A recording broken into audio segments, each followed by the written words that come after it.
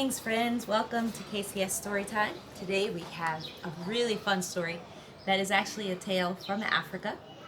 And we'll be reading from this book entitled Misoso, Once Upon a Time Tales from Africa. And as you all know, KCS, Kinshasa Christian School, is located in the Democratic Republic of Congo in the capital city, Kinshasa. And here is a map of Africa. The story that we'll be telling today is from the Ashanti tribe, which is located in Ghana. And you can see that here. So this is a short story within this book, and the short story is entitled Half a Ball of Kenki, an Ashanti Tale. And again, this is just a fictitious, fun folklore that the Ashanti tribe likes to tell its children. I do not really mean that this story is true. Long ago and far away, Fly and Leopard were friends. One day, Leopard said, "Fly, let's go looking for brides." "Yo," cried Fly, "that will be fun for me. The girls are sure to like me better than you." Leopard laughed. "Kee, kee, kee," he said. "We shall see." Then he bathed and oiled his fur. He even put a gold chain around his neck and anklets with bells of gold on his front feet to make sure his friends did not outshine him. He tied up his dirty old sleeping mat and gave it to Fly to carry on his head. The two set out down the path, Leopard's gold bells singing, "Gabin, gabin, gabin," as they walked along. Presently they came to a village. Fly entered first. He put down his burden and said to the people in the plaza, "Mothers all and fathers all, I give you morning greetings."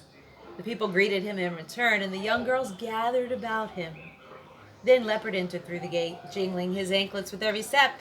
"Gabin, gabin," he smiled a crafty smile and said, "Mothers all, fathers all." But the chief cried, "Off with you!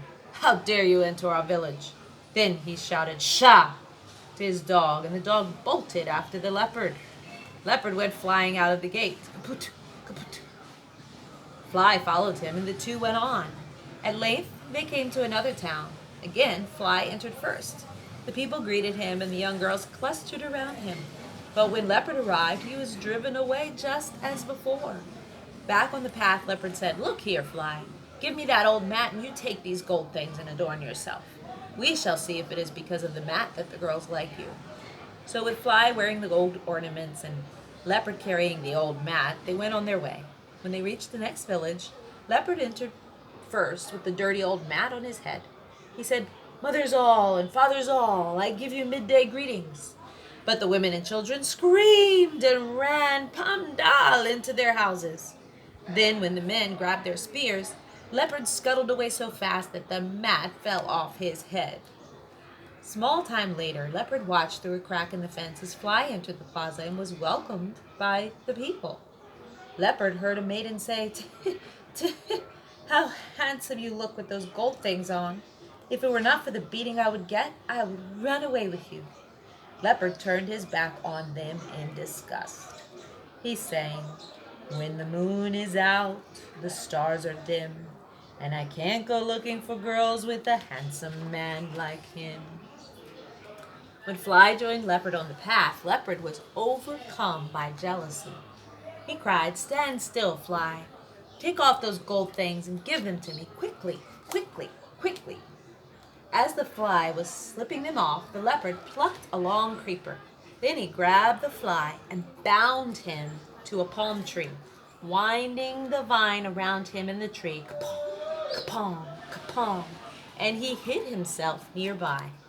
Presently, Nkati, the peanut, came down the path on her way to the market. She was stepping daintily, pip, pip, pip, over the roots that crisscrossed the path.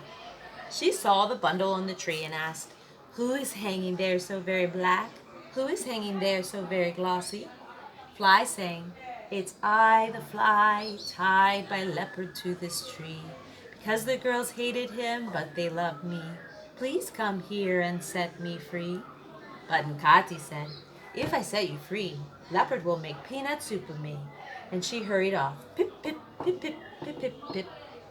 Soon Claudia the banana came striding. Tuck-pick, tuck-pick. She saw the bundle on the tree and asked, "Who is hanging there so very black? Who is hanging there so very glossy?"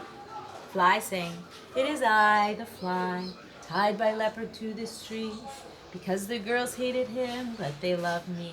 Please come here and set me free."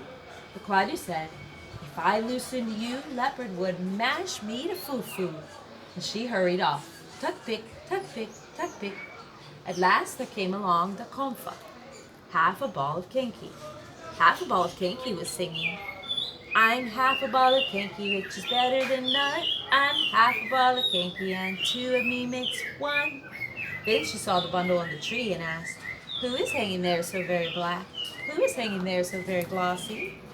"It is I, the fly, tied by leopard to this tree, because the girls hated him, but they loved me. Please come here and set me free." Half a ball of Kinky said, "I have heard you, and I shall set you free." She reached up and unwound the creeper. Kapung, kapung, kapung. And the fly flew off with a zzz. Then Leopard leaped out of the bushes. He bellowed, "Why have you freed my man?" "Well, I have done it," said Half a Ball of Kinky. "And what you will do to me, do." "You and I will fight," said Leopard. Half a Ball of Kinky said, "It's already evening. If we are going to fight, let us make a fire first." So they broke wood and set it alight in the middle of the path.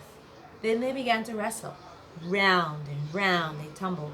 Soon Leopard tore Half a Ball of Kinky from him and threw her, boom, against a tree. "A thing like that is nothing," said Half a Ball of Kinky as she pulled herself together. They fought again, and Leopard slammed Half a Ball of Kinky deep into the sand. Whiss, whiss, whiss. She dug herself out and brushed herself off. Then she said, "Now we'll really fight." That was just for practice. They grappled again, rolling on the ground. Dodwa, dodwa, dodwa. Then, suddenly, Half a Ball of Kinky gathered all her strength, lifted up the leopard, and threw him into the fire. Boom! "I'm out, I'm out, I'm out," cried the leopard. And that is how the leopard got his cry. When he came out of the fire, there were black spots where the charred wood had touched him. There were white spots where the ashes had touched him. That is how the leopard got a spotted coat. To this day, flies sit upon the leaves in which Kinky has been wrapped. They are saying thank you because of what Half a Ball of Kinky did for Fly long ago. And that was an interesting folklore. Wasn't that a fun tale of how the leopard got his spots? It's very silly, isn't it? But thank you for joining us for that Ashanti tale that was originated in the country of Ghana. And thank you for joining the KCS Storytime, and we hope to see you again. Feel free to subscribe and like and share with your friends.